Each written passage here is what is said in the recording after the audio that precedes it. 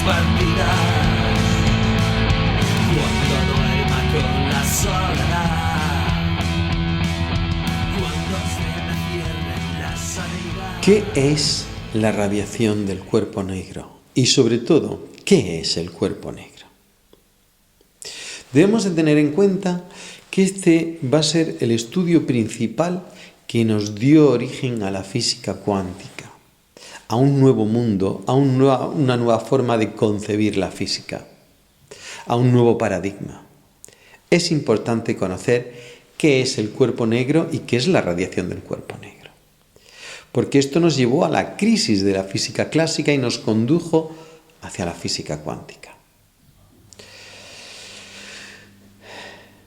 Estamos acostumbrados a... Bueno, no es que estemos acostumbrados, pero tenemos la experiencia o nos la imaginamos o hemos oído hablar de ella, de que cuando calentamos un cuerpo, una aguja de hierro o de metal, conforme la calentamos puede llegar a ponerse al rojo vivo. Ese concepto de ponerse al rojo vivo lo conocemos, es que empieza a emitir luz.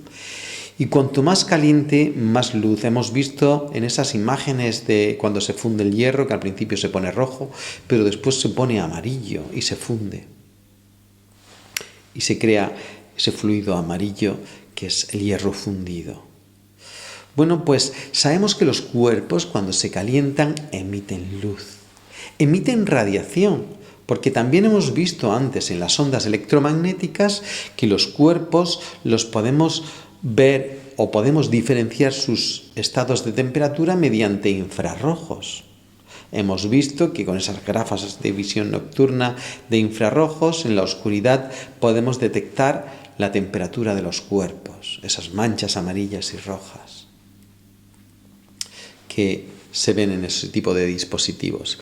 Así que sabemos que la temperatura hace que los cuerpos emitan calor. Los objetos emiten calor, emiten radiación al calentarlos. Y a diferentes temperaturas emiten diferentes tipos de radiación. Bueno, el caso es que cuando a finales del 1800, cuando ya se tenía capacidad experimental para medir esa radiación, se decidió medir la radiación de los objetos. Pero para eso, para no tener que diferenciar entre unos objetos y otros, se creó un objeto ideal. Un objeto que podía emitir y absorber todo tipo de radiaciones. Recordemos que cuando vamos a salir al sol nos dicen, bueno, pues no te pongas una prenda negra, porque la prenda negra absorbe mucho el calor, absorbe toda la radiación y te da calor, mientras que el blanco repele o refleja todo tipo de radiaciones. Bueno, pues tenemos que ese absorbente ideal es negro. Por eso, cuando se habla de un objeto ideal capaz de absorber todo tipo de radiación y emitirla, se habla de un cuerpo negro. Pero realmente y experimentalmente, lo que más se acerca a este cuerpo ideal capaz, o este objeto ideal capaz de emitir y absorber todo tipo de radiaciones, es básicamente un hueco, una cavidad, en la que se hace un pequeño agujerito para que por ahí pueda salir la radiación. Y dentro la superficie pues es reflectante, metálica. Con lo cual el objeto negro realmente no es un objeto, sino que es una cavidad en la que se ha practicado un orificio. Así es como se hace experimentalmente ese cuerpo negro, que luego se calienta y se pone a ciertas temperaturas para conseguir medir la radiación que sale por ese orificio. Bueno, el caso es que experimentalmente se consiguió medir todos los tipos de radiación que emitía ese cuerpo cuando se calentaba, ese cuerpo ideal capaz de absorber y emitir radiación, que realmente lo que se observa es la radiación que emite, porque digamos que ese cuerpo llega a un equilibrio entre lo que absorbe y lo que emite. Y lo que se mide en un detector que hay fuera es la intensidad de la radiación. Recordar que vimos en un episodio anterior lo que son las ondas electromagnéticas y el espectro electromagnético, que está dividido en ondas de radio, en ondas en microondas, en infrarrojos, en ondas luminosas, en ultravioletas, en rayos X y en rayos gamma. Bueno, pues todo ese rango de frecuencias y longitudes de onda se medían, en qué intensidad venía cada una de ellas. ¿Qué se observó?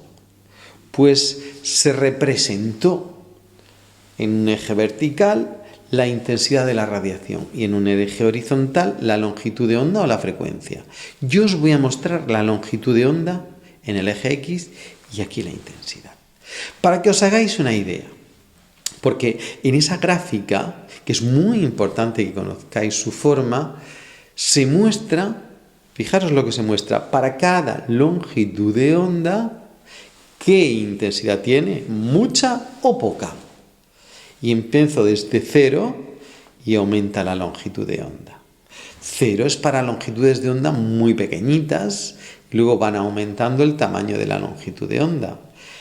Luego aquí, en el 0, o cercanos al 0, tendremos los rayos gamma, los de menor longitud de onda y mayor frecuencia.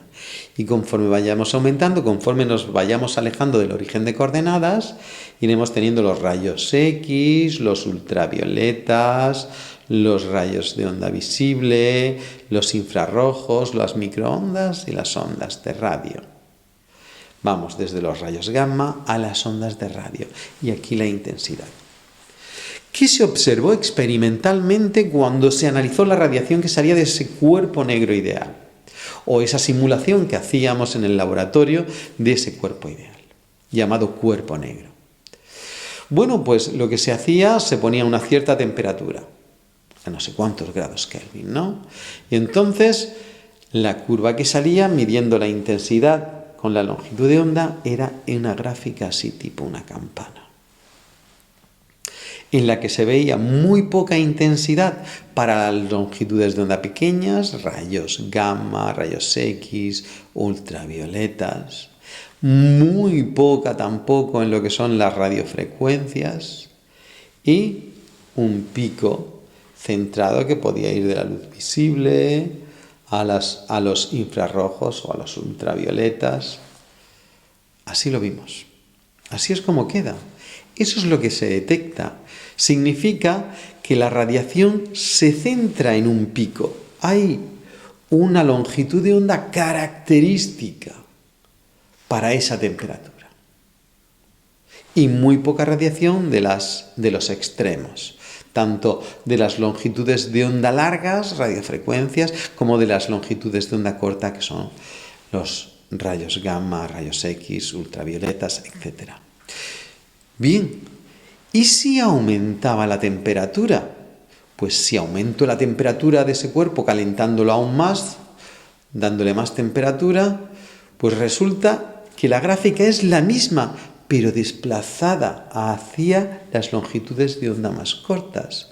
Significa que ese pico extremo ya no está en esta longitud de onda, sino está en una longitud de onda menor. Conforme aumento la temperatura, la longitud de onda característica es menor, se aproxima a las longitudes de onda más cortas. Esto es importante. Es importante que entendamos esto. Así es como emite un cuerpo negro. Esa es la radiación que al calentar un cuerpo se obtiene. Muy poca radiación en los extremos, tanto las longitudes de onda larga como las cortas, y todo se centra en un pico alrededor de una longitud de onda característica. Y no solo eso, sino que esta longitud de onda característica, conforme aumenta la temperatura, va haciéndose menor. Os lo muestro ahí en dos casos. De hecho, incluso se caracterizó qué valor tendría que tener ese pico máximo, esa longitud de onda característica para cada temperatura. Se conoce como la ley de Wien. Ahí os la dejo. En la que se produce la multiplicación de la longitud de onda por la temperatura es igual a una constante. Ahí lo tenéis, incluso podéis despejarlo y obtener una situación que os dejo aquí, por ejemplo, en la que podéis ver que con una temperatura determinada, ¿de acuerdo? Concretamente son unos 4139 grados Kelvin, conseguimos una longitud de onda para el rojo de unos 700 nanómetros. Muy bien. Esta es la situación de emisión del cuerpo negro. Realmente así es como emite. ¿Cuál era el siguiente paso? El siguiente paso era explicarlo, explicar esa curva, puesto que es un objeto que emite una radiación electromagnética y ya Maxwell nos dio las ecuaciones que definen al campo electromagnético y a las ondas electromagnéticas, pues oye, con esa teoría que era lo más moderno que había en la época, explicar la emisión de ese cuerpo negro. Y aquí es donde vino el problema. Dos físicos de forma independiente, Rayleigh y Jeans, intentaron explicar esa radiación. ¿Cómo? Pues imaginando que en el interior de esa cavidad había cargas que se oscilaban según la temperatura, porque pensemos que el calor lo que hace es hace oscilar a los átomos. Esas cargas oscilaban y emitían energía. Esa energía se iba emitiendo. Esos osciladores llegaban a un equilibrio entre la radiación que absorbían y la que emitían, y al final emitían con la temperatura una determinada radiación. Tomando la oscilación de esas cargas y los campos electromagnéticos que emitían, llegaron a una determinada fórmula que nos daba la intensidad de la radiación emitida por ese cuerpo para una determinada temperatura T y para cada una de las longitudes de onda que se emitían. Claro, en esta hipótesis, conforme van vibrando estos osciladores, pues van emitiendo energía. ¿Y qué les salió a Rayleigh y Jeans? Pues llegaron a una ecuación, que os la pongo ahí, que dependía de la temperatura y de la longitud de onda inversamente, y les salió una ecuación que ahí queda representada. Es una curva de este tipo, que no se parece en nada a la curva de emisión del cuerpo negro, la que obtuvimos experimentalmente. Fijaros que en esa curva, como se puede ver en esa curva, para las longitudes de onda grande, para las radiofrecuencias, se ajusta muy bien a la curva experimental. Pero conforme nos acercamos al pico, deja de parecerse en absoluto. Para las ondas ya grandes, como los ultravioletas, pues imaginaos, no se parece en nada. Mientras que en la curva experimental se reduce para longitudes de onda corta, la teoría de Rayleigh y Jeans dice que se nos hace infinito. Bueno, pues la teoría claramente se equivoca, porque si no, tendríamos el universo lleno de radiaciones de longitud de onda larga, de ultravioletas, rayos X y rayos gamma, que ya dijimos que eran muy perjudiciales, haciendo completamente imposible la vida en este universo. Así que no puede ser que los objetos al calentarse me emitan una cantidad de luz ultravioleta y de radiación gamma y X infinita. Es imposible. Aparte de que en el experimento en el que medimos la radiación que emite un cuerpo caliente, vimos que no, sino que se reducía esa intensidad. Además es que teóricamente es imposible, no existiría la vida con esas radiaciones tan perjudiciales. Entonces, a esa curva teórica que obtuvieron Rayleigh y Jeans se les llamó catástrofe ultravioleta. Y se le llamó catástrofe ultravioleta porque en la región de mayores energías a partir del ultravioleta esto no se parecía en nada a la realidad. Estábamos ante una catástrofe porque la teoría que nos había dado las ondas electromagnéticas, que nos había fusionado los fenómenos eléctricos y magnéticos, la mejor teoría que teníamos, no nos explicaba cómo emitía un cuerpo cuando se calentaba. estábamos ante un dilema. La teoría más moderna no nos explicaba esa situación.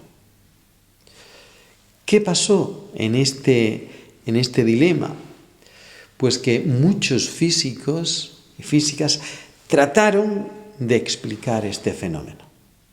Trataron de encontrar la explicación de por qué esto era así. Aunque yo os digo que Rayleigh y Jeans lo dejaron todo claro. Y aquí es donde apareció Planck. Max Planck. Este señor era un físico muy reputado en Alemania, pero que había hecho contribuciones a la ciencia importantes, pero que necesitaba darle un impulso a su carrera y tenía la necesidad de hacer un descubrimiento potente. Y la radiación del cuerpo negro había hecho que la comunidad científica se hubiese quedado atascada en un fenómeno que no podía explicar. Así que a sus 42 años, en el 1900, al principio del siglo, se le ocurrió una idea.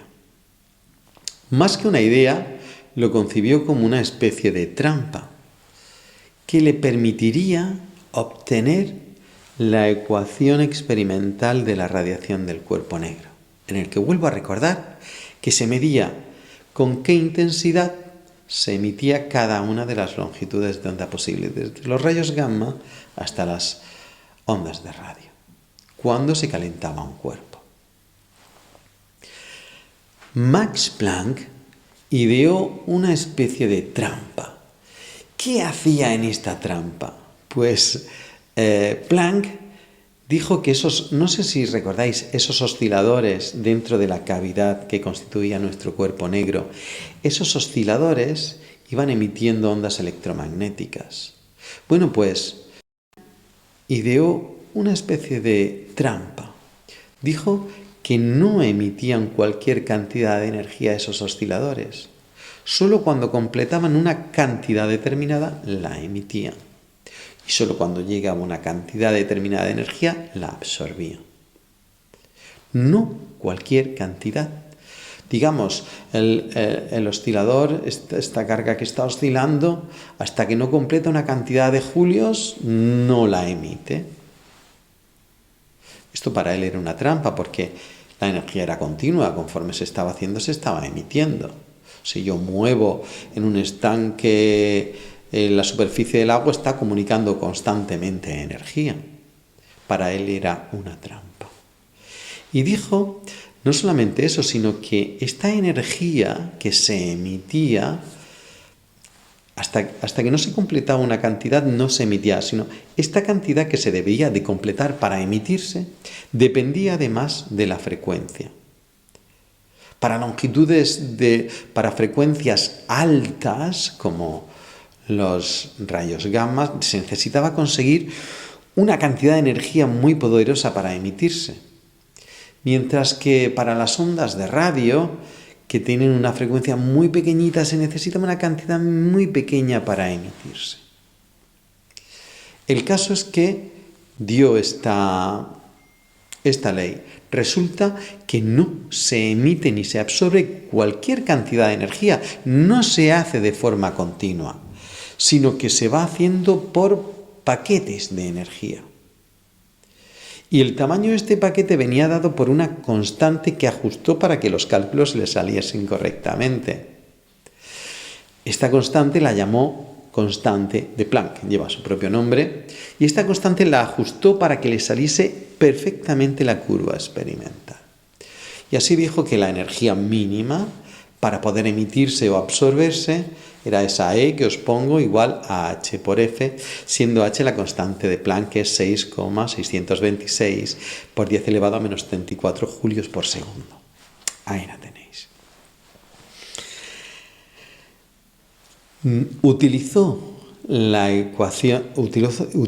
ecuaciones del campo electromagnético para ver qué tipo de intensidad, qué cantidad de intensidad se emitía de estas ondas electromagnéticas, igual que hicieron Rayleigh y Jeans, pero con este otro concepto, que la energía no se emitía de forma continua, sino por bloques que dependían de la frecuencia. Y obtuvo la siguiente ecuación que os dejo ahí, que es un poquito más compleja, que depende de la longitud de onda a la quinta potencia, pero lleva una exponencial, -1, ahí la tenéis puesta. No es que necesitemos conocerla, pero sí es fundamental que es muy distinta a la de Rayleigh y Jeans. Os las voy a comparar las dos para que las veáis. Resulta que si la representamos gráficamente, yo me he tomado la molestia de representar gráficamente esas curvas para distintas temperaturas. Y ahí os muestro los resultados. Me salen exactamente las curvas de emisión del cuerpo negro. Y como veis, para temperaturas más grandes, el desplazamiento de esa longitud de onda característica se me acerca a las longitudes de onda más pequeñas, tal y como predecían los experimentos. Pero para llegar a esa curva tuvo que hacer esa hipótesis que se conoce como la hipótesis de Planck, la que nos dice que la energía no se absorbe ni se emite de forma continua, sino que se absorbe y se emite por paquetes, que llamó cuantos de la luz, lo llamaremos fotones. Son porciones de energía mínima e indivisibles, cuyo tamaño dependerá de la frecuencia. Si tenemos un cuanto de rayos gamma que tiene una altísima frecuencia, pues el cuanto de los rayos gamma será tremendo. El cuanto de los rayos X será más pequeñito en julios. Julios, la cantidad, la unidad de energía. El cuanto de ultravioleta será aún más pequeño. El de la luz visible más pequeño. El de infrarrojo aún más pequeñito. El de las microondas todavía más pequeño, el de las ondas de radio muy minúsculos. Así tendremos el tamaño de los distintos cuantos de luz, de los distintos cuantos para las ondas electromagnéticas.